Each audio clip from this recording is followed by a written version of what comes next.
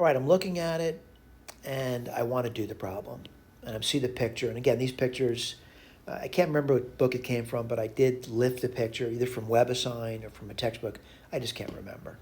Right, find the area of the inner loop. All right, and they give me the polar, and I'll write this down for you. R equals 10 cosine theta minus 5. By the way, there's no numbers in the picture, right? So I'm going to think through it. And the first thing I'll talk about is that you get a point. And the point I'd get, thinking about it, I'm going to say I would start at theta equals 0. All right? That's where I'd start. So this is why you start there, because the cosine of 0 is 1, and 10 minus 5 is 5. So I'm going to say it's this point over here. This is when theta, maybe I'm speaking too quickly. Maybe that's not where it is. Maybe this is 5. All right? So let me see if I get a bigger number there, and I think I can. And when would the bigger number occur? I'm going to say it would occur when theta is equal to pi. I get a bigger number. So one says, why is that? What would you get over there?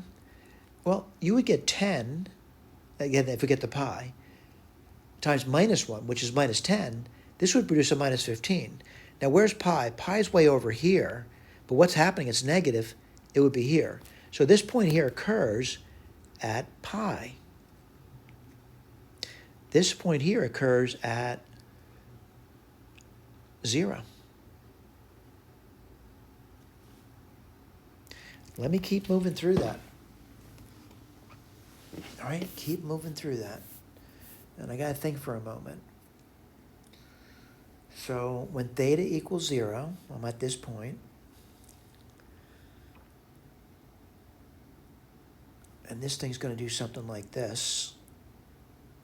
And come back here. Yeah, I think I'm okay. And I'm going to say this one occurs when theta, well, I got to think about this now, don't I? And I want to point out what I mean by that. I'm kind of figuring out, when does that occur? It occurs when r equals 0, which means cosine of theta minus 5 is equal to 0. Let's see if I can do that. Cosine of theta equals, well, I add 5 to both sides and divide by 10. It's 1/2. And when does a cosine of theta equal 1/2? And again, we're looking at an acute angle at this point. So that is going to occur when theta is pi over 3.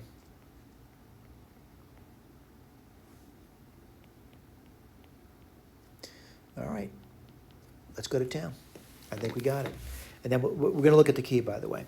So the area, I'm only doing half of it, so I'll have to double it. I'm going to say starts at 0. That first little thing we're talking about is going to stop at pi over 3. And it's going to be, let's see, 1/2 theta. I'll put d theta down. And then the r squared. That's going to be 10 cosine theta minus 5 quantity squared. Okay, as you're doing homework, I want to claim to you, it's nice to have a key. Now, certainly I realize a lot of times students don't have keys, and they wonder, am I going in the right direction? They ask their friend doesn't know, teacher won't tell them, whatever. Let's just take a look. And, oh, by the way, before I do that, I'm going to simplify it a little tiny bit.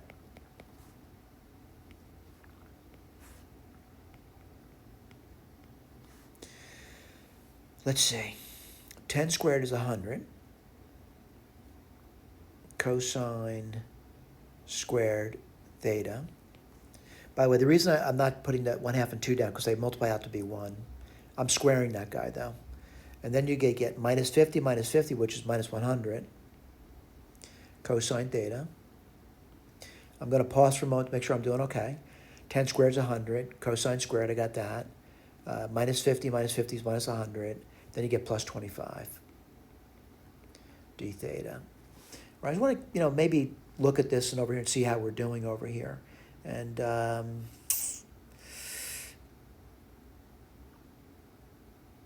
notice they factor out 25. I'll do it. It's not a bad idea. You don't have to.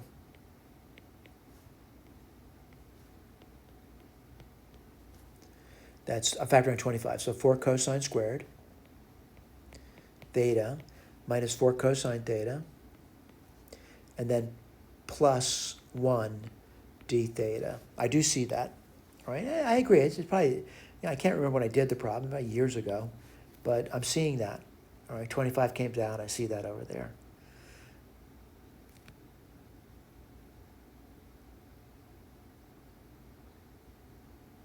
All right, let's do the cosine squared now. See what happens. And I just want to remind you that I got to do things in stages. I can't just simply say, oh, that's right, without understanding it. So the cosine squared of theta is going to be cosine 2 theta plus 1 over 2. And we're multiplying by 4, by the way. But what happened over there? Let me put this over here like this. 4 cosine squared theta is 2 cosine 2 theta, because 2 goes to 4 2 times, plus 2. So let's write that down. Equals 25, 0, pi over 3. Again, we're writing this down now. And that's 2 cosine 2 theta. I have plus 2, plus 1 is plus 3. D theta minus 4 cosine theta. All right? Let's just make sure that's written down, by the way. Is it really written down? 25, 0 to pi over 3, 2 cosine 2 theta. Yeah, I got it. All right? I think I can do the antiderivative now. It really looks relatively simple. The arithmetic might kill me, but let's put this down, 25. Let's see, it's going to be, I'm doing the antiderivative of cosine 2 theta, which is sine of 2 theta. And then I got a 2 in the beginning, and I'm going to divide by 2, so let's say cosine 2 theta minus 4 sine theta plus 3 theta. The limits of integration go from 0 to pi over 3. All right, let's look at the k. And again, we're just, step by step. So I'm seeing the 25, sine 2 theta. I'm seeing that. That's a 3 theta. Looks good. All right, I'm going to do the arithmetic here. I'm going to make some erasures out because I'm pretty comfortable that I'm able to follow along with the problem as stated, by the way. All right, let me just make sure. It's number 9. Yeah, I think we did all right. I'm going to start to erase stuff I don't need anymore. By the way, do not do that on the exams. We're studying is what we're doing. All right? So what are we doing over here? We're going to do the arithmetic now. And this is the arithmetic that we want to do. Let me highlight that for you. And I'm going to write it down for you. So what do you get over here? You get 25. The sine of 2 theta is going to be the sine of 2 pi over 3.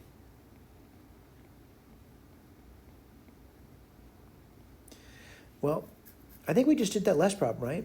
So it's really 120, reference of 60. So that would be root 3 over 2. And then we get minus 4 times the sine of pi over 3. And pi over 3 is 60 degrees, so it's going to be root 3 over 2. Well, I noticed something immediately that the 4 and the 2 cancel. So I'm just going to say 2 root 3's now.